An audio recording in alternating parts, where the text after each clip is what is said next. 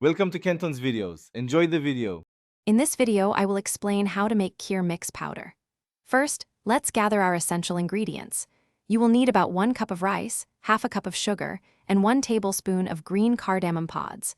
Always ensure your ingredients are fresh and of the highest quality to achieve the best flavor.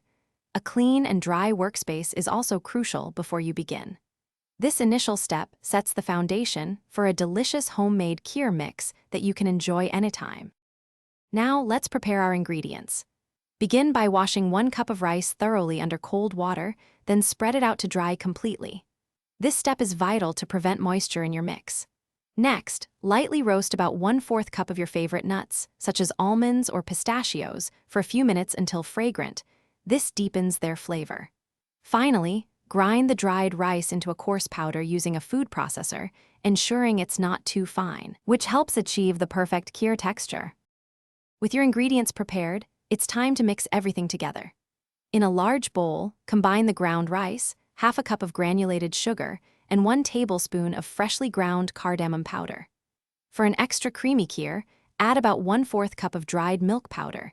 This significantly enhances the richness. You can also customize your mix by incorporating optional flavorings like a pinch of saffron threads or a few dried rose petals for a fragrant touch. Mix thoroughly until everything is evenly distributed. Finally, proper storage is key to maintaining the freshness and flavor of your homemade Kheer mix. Transfer the entire mixture into a clean, airtight container.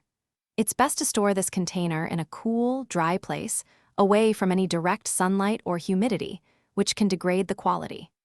When stored correctly, your Kheer mix will remain fresh and delicious for up to 3 to 4 months, ready for you to prepare a comforting dessert whenever you desire. Enjoy your homemade convenience. Thanks for watching. Consider subscribing if we helped you.